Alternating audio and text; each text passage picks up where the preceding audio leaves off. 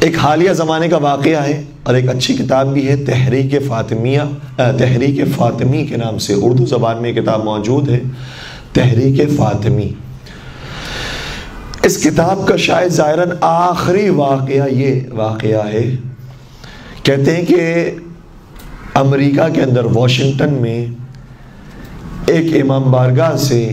ایک ایرانی عالم واپس اپنے گھر کی طرف لوٹ رہے تھے۔ ریڈ سگنل پر جب ان کی گاڑی رکی تو ایک خاتون، امریکہ کی خاتون ان کی گاڑی کے قریب آئی اور نوک کیا، اور نوک کرنے کے بعد سوال کیا کہ آر یو ایرانین، آپ ایرانی ہیں کیا؟ انہوں نے کہا کہ جی میں ایرانی ہوں۔ اچھا، ایرانی کا مطلب پوری دنیا کے اندر یہ ہوتا ہے کہ شیعہ بھی ہے، ایرانی ہے شیعہ ہے؟ تو کہا کہ جی میں ایرانی ہوں۔ تو کہا کہ میرا بچہ بہت بیمار ہو گیا ہے، بہت مریض ہے، اور اتنا مریض ہے کہ ڈاکٹر نے انہیں کہہ دیا ہے کہ اسے بلڈ کینسر ہے، یہ بچ نہیں سکتا ہے۔ ہم نے ڈاکٹروں کو دکھایا ہے، لیکن ڈاکٹروں نے جواب دے دیا ہے آپ کوئی کام کیجئے، کیونکہ آپ جن ہستیوں کو مانتے ہیں وہ بڑی بابرکت ہستی ہے، آپ ان ہستیوں کے وسیلے سے ان ہستیوں کا نام لیجئے تاکہ میرے بچے کو شاید ممکن ہے کہ پروردگار شفا دے دے۔ انہوں نے کہا کہ میں ڈائریکٹ تو ایسے نہیں کہہ سکتا کہ بی بی کا نام لیں یا مولا حسین کا نام لیں، اس طریقے سے شفا مل جائے گی اور کوئی شیورٹی دوں یا کوئی گارنٹی دوں، لیکن انہوں نے کہا کہ امام بارگاہ کے اندر مجالس چل رہی ہیں، ایام فاطمیہ ہی ہے، کہا کہ مجالس چل رہی ہیں، شب جمعہ ہمارے یہاں پر تفصیل کے ساتھ مجلس منعقد ہوتی ہے، حدیث کسا بھی ہوتی ہے، مجلس بھی ہوتی ہے، ماتمداری ہوتی ہے، لہٰذا آپ معاف کیجیے گا، لہٰذا آپ شب جمعہ آئیے گا۔ یہ اگلی ہی رات وہاں پر پہنچ گئی اپنے بچے کو لے کر۔ جو جانتے تھے ایرانی عالم دین، انہوں نے استقبال کیا، انہوں نے ویلکم کیا، بٹھایا، اور جب مجلس ختم ہوئی تو انہیں نیاز پیش کی۔ تو نیاز پیش کرنے کے بعد کہا کہ یہ نیاز اب اپنے اس بچے کو بھی چکھائیے گا، اس کو بھی دیجیے گا۔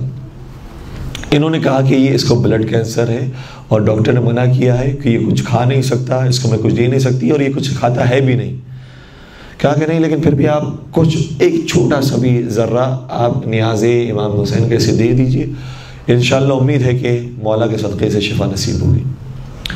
اس وقت تو وہ نہیں کھلا پائیں، لیکن 2 دن کے بعد وہ خاتون امام بارگاہ پہنچی اور روتے روتے پہنچی۔ اس ایرانی عالم دین نے جب اسے روتا ہوا دیکھا تو سمجھ گئے کہ لگتا ہے کہ اس کے بیٹے کا انتقال ہو گیا ہے۔ آئے قریب اور انہیں تعزیت پیش کی، خدا انشاءاللہ غریق رحمت کرے، خدا حوصلہ دے، صبر دے، انشاءاللہ وہ اچھی جگہ پر ہوں گے۔ تو وہ خاتون کہنے لگی آپ کیا بات کر رہے ہیں، میرا بیٹا زندہ ہو گیا ہے،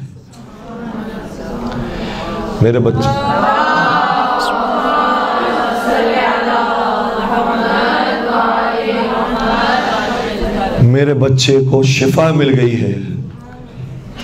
اور ایسے ہی شفا ملی کہ جب میں اپنے بچے کو لے کر گئی ہوں اور نیاز میں نے آپ سے لی ہوئی تھی، تو جب میں اپنے گھر میں پہنچی تو میں نے کچھ کوشش کی کہ ذرہ برابر بھی اس کے منہ دہن میں چلے جائے تو کافی ہے۔ جیسے ہی وہ اس کے دہن میں گیا، گویا اس کے بدن کے اندر ایک انرجی آ گئی، اور اتنا جلدی اس کے اندر ریکوری پیدا ہوئی کہ وہ بہت جلدی ٹھیک ہو گیا اور اپنے پیروں پر کھڑے ہونے کے قابل ہو گیا۔ یہاں تک کہ میں انہی دنوں کے اندر اسے ڈاکٹروں کے پاس لے کر گئی، اور ڈاکٹر کے پاس لے کر جا کر کہا کہ بھائی آپ نے تو کہا تھا میرے بچے کو بلڈ کینسر ہے، یہ تو ٹھیک ہو گیا ہے، یہ تو صحت مند ہو گیا ہے۔ تو ڈاکٹروں نے اس کی پرانی رپورٹس پڑھی اور اس بچے کو دیکھا، کہا کہ لگتا ہے حضرت عیسیٰ نے اسے شفا دے دی ہے۔ لیکن یہ سمجھ گئی کہ حضرت عیسیٰ نے نہیں، حضرت عیسیٰ بھی جس در پر آ کر گدائی کریں،